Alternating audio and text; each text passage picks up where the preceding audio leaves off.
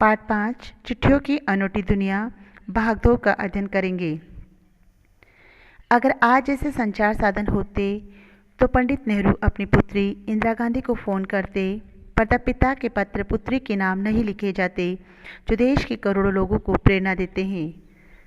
पत्रों को तो आप सहज कर रख लेते हैं, पर एसएमएस संदेशों को आप जल्दी ही भूल जाते हैं। कितने संदेशों को आप सहज कर रख सकते हैं? तमाम महान हस्तियों की तो सबसे बड़ी यादगार या धरोहर उनके द्वारा लिखे गए पत्र ही है। भारत में इस श्रेणी में राष्ट्रपिता महात्मा गांधी को सबसे आगे रखा जा सकता है।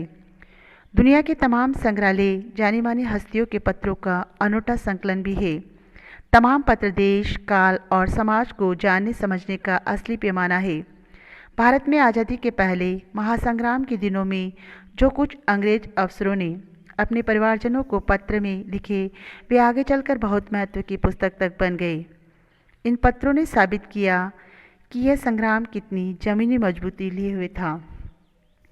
लेखक कहते हैं कि यदि आज ऐसे संचार के साधन होते तो नेहरू जी अपनी बेटी को फ़ोन करते। इतनी ही सुलभ होता तो नेहरू जी अपनी बेटी से सारी बातें फ़ोन पर ही कर लेते।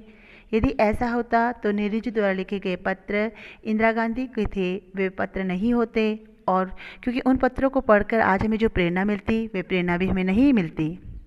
आप पत्रों को तो संभाल कर रख सकते हैं, सहज कर रख सकते हैं, लेकिन एसएमएस आदि को आप भूल जाते हैं, उसे संभाल कर नहीं रखा जा सकता है।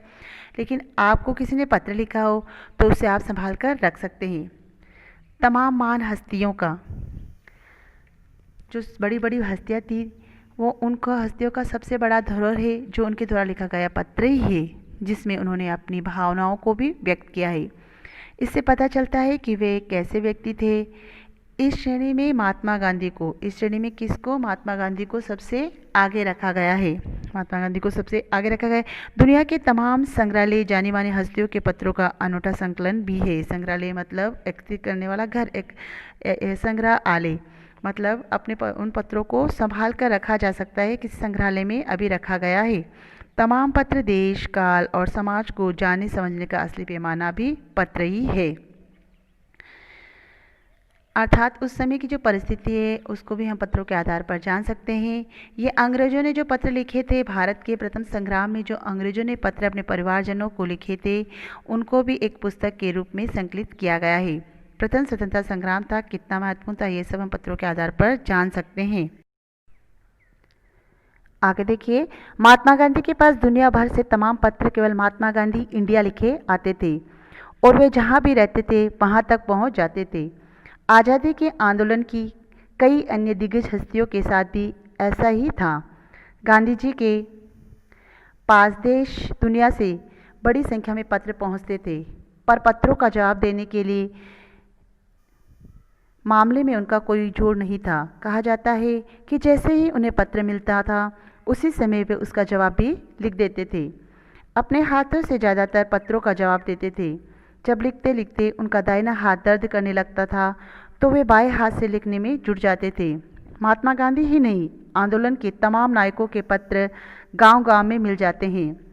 पत्र भेजने वाले लोग उन पत्रों को किसी प्रशस्ति पत्र से कम नहीं मानते हैं और कई लोगों ने तो उन पत्रों को फ्रेम कराकर रख लिया है। यह है पत्रों का जादू। यही नहीं, पत्रों के आधार पर ही कई भाषाओं में जाने कितनी किताबें लिखी जा चुकी है। लेखक कहते हैं कि महात्मा गांधी के पास दुनिया भर से तमाम पत्र आते थे गांधी इंडिया से। तो गांधी इंडिया नाम से पत्र आते थे तो वे सीधे महात्मा गांधी के पास पहुंच जाते थे। आज़ादी के समय बहुत महत्वपूर्ण हस्तियों के साथ भी ऐसा ही होता था। लेखक कहते हैं कि महात्मा गांधी नहीं, अपितु आंदोलन में भाग लेने वाले अन्य नायकों के पत्र भी गांव-गांव में मिल जाते हैं। आप देखोगे कि गांव-गांव में भी उनके पत्र अभी भी मिल जाते हैं।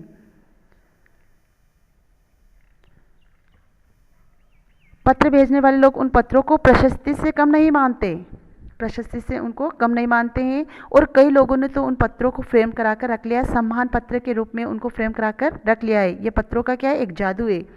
यही नहीं, पत्रों के आधार पर कई भाषाओं में जाने किताबें भी लिखी गई, बहुत सारी किताबें भी लिखी जा चुकी है। वास्तव में पत्र किसी दस्तावेज से कम नहीं है। पंत के 200 पत्र बच्चन के नाम और निराला के पत्र हमको लिखियो है कहा तथा पत्रों के आईने में दयानंद सरस्वती समेत कई पुस्तकें आपको मिल जाएगी। कहा जाता है कि प्रेमचंद खास तौर पर नए लेखकों को बहुत प्रेरक जवाब देते थे तथा पत्रों के जवाब में वह बहुत मुस्तैद रहते थे। इसी प्रकार नेहरू और गांधी के लिखे गए रविंद्रनाथ टैगोर के पत्र भी बहुत प्रेरक है।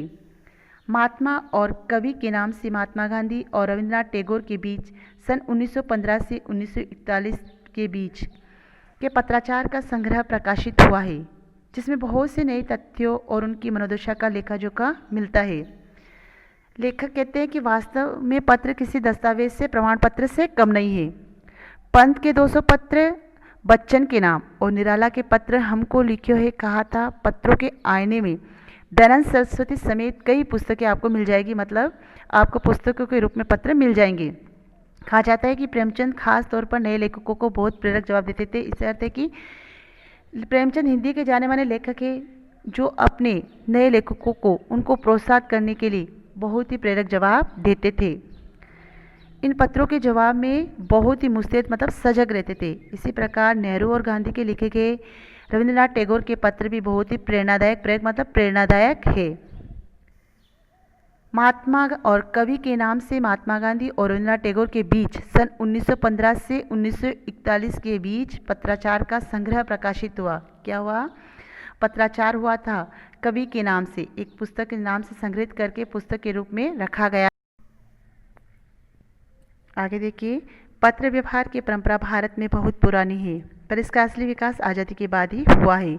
तमाम सरकारी विभागों की तुलना में सबसे ज़्यादा गुडविल डाक विभाग की ही है।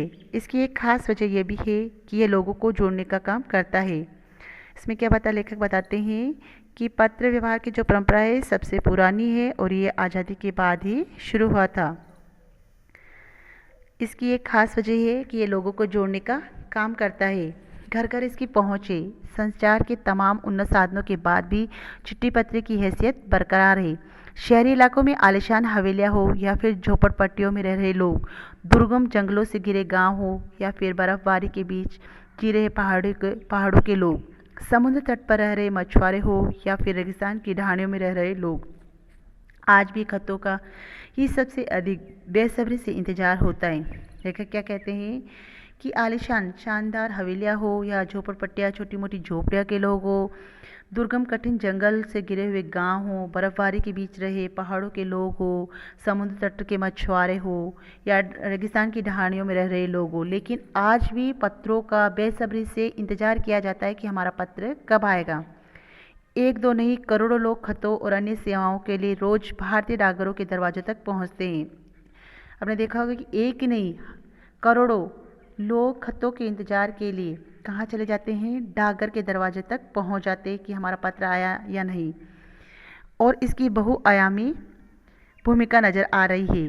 दूर देहात में लाखों गरीब घरों में चूल्हे मनी ऑर्डर अर्थव्यवस्था से ही जलते हैं। आपने देखा होगा दूर देहात के गाँव के लोग किसका इंतज़ार करते हैं? मनी ऑर्डर का, क्योंकि उनके जो गुजारा चलता है वो मनी ऑर्डर से ही चलता है। और वो मनी ऑर्डर डाकघर के द्वारा अर्थात पत्रों के आधार पर ही आता है। चिट्ठी उनका मनी ऑर्डर डाकघर में ही आता है, तो वह या तो डाकिए का इंतज़ार करती है या फिर करते हैं या फिर वहाँ डाकघर में ही चले जाते हैं अपने मनी ऑर्डर को लेने के लिए। गांव या गरीब बस्तियों में चिट्ठी या मनी ऑर्डर लेकर पहुंचने वाला डाकिया देवदूत के रूप में देखा जाता है। गांव के लोगों के लिए जो वो डाकिया आता है वे उनसे देवदूत समझते हैं, अर्थात भगवान के द्वारा भेजा गया दूत के रूप में मानते हैं, क्योंकि उनका गुजारा तो उसके आधार पे होता है। यदि वो मनी ऑर्डर लाएगा और पैसों की व्यवस्था होगी तो उनका घर का गुजारा चलेगा, इसलिए वह उसे देवदूत के रूप में देखते हैं। उनको देवदूत का नाम दिया गया है।